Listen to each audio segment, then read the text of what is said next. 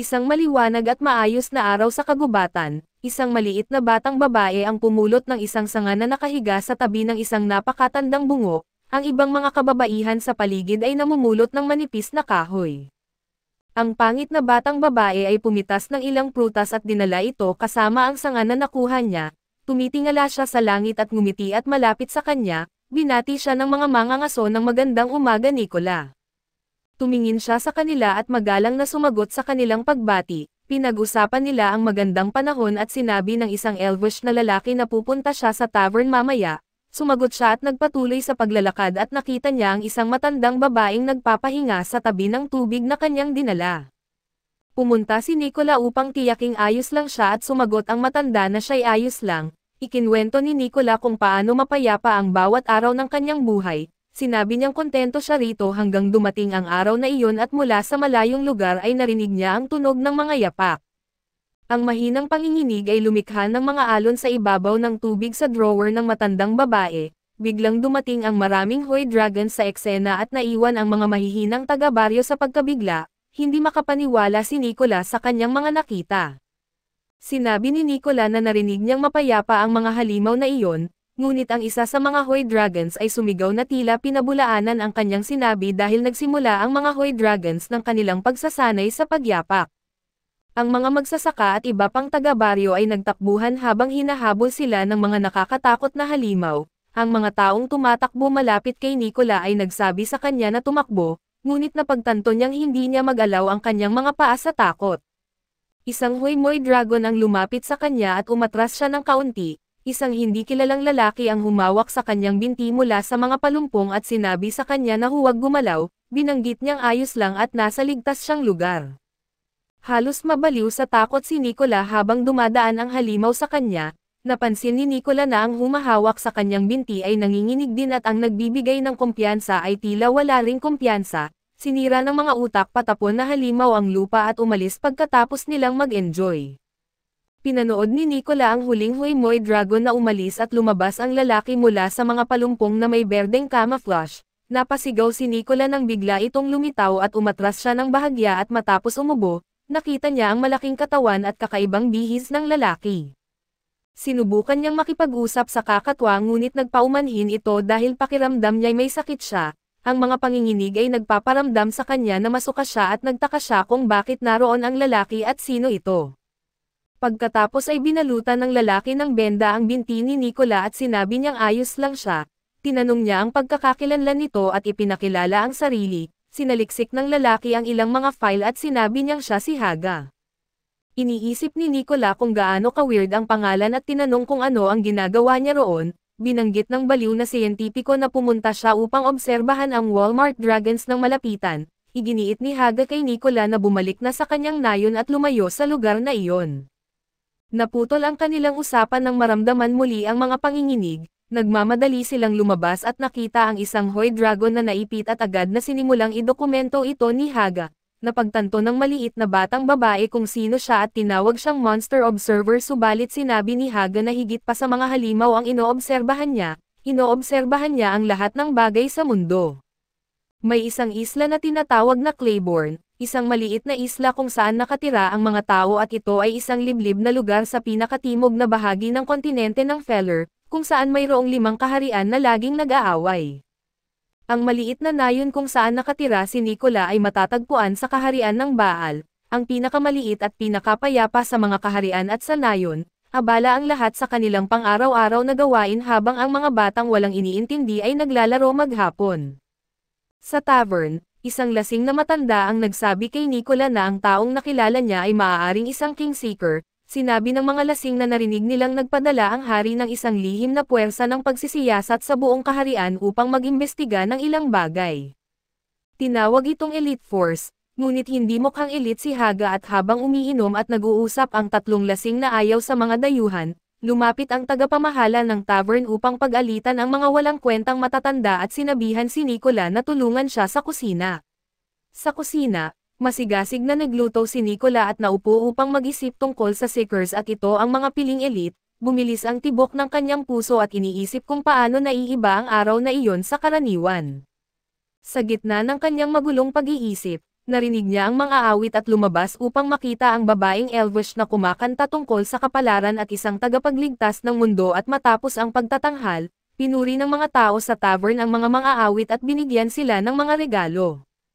Napagtanto ni Nicola na ang kanta ay tungkol sa mga adventurer at nag-isip kung ano ang nangyayari sa labas ng kanilang mundo. Sa gilid ng nayon ay nagpapanday si Haga ng mga ulo ng palaso sa kanyang tolda at pagkatapos, kinuha niya ang isang papel at nagdesisyon na gumawa ng kanyang ulat.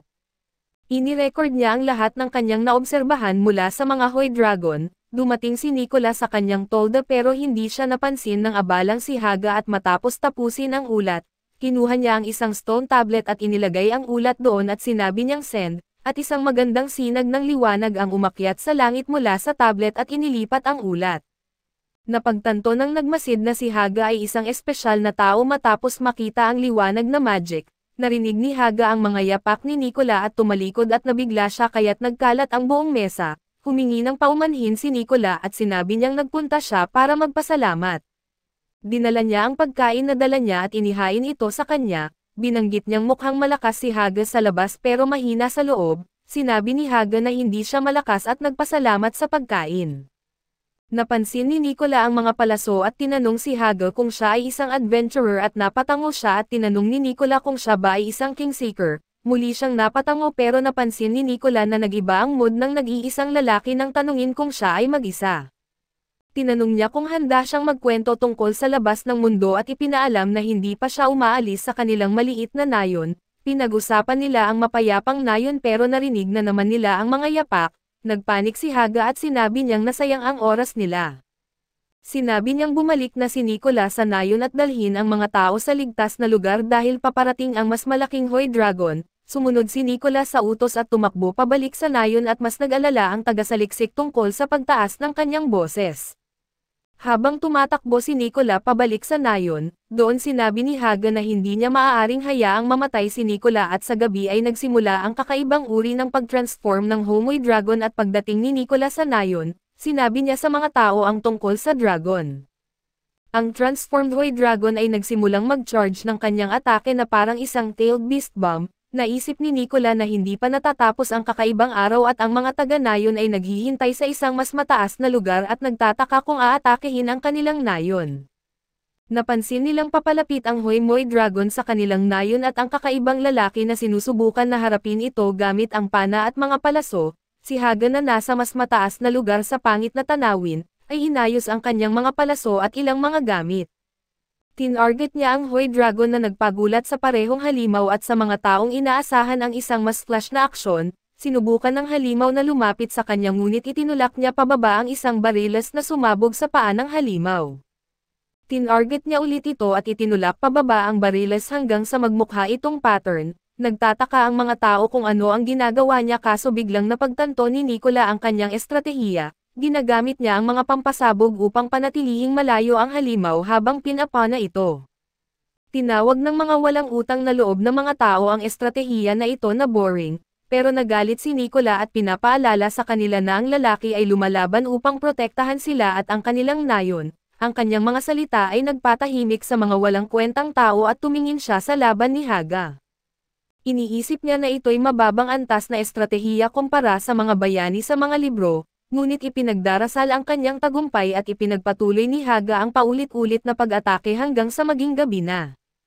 Napagtanto ni Haga na ang natitirang mga pampasabog ay malayo na sa kanya at naisip kung immortal ba ang halimaw. Tinawag siya ni Nicola habang iniisip ang kanyang palpak na estratehiya at tumingin siya upang makita si Nicola at ang iba pang mga taga-nayon na handang tumulong sa kanya.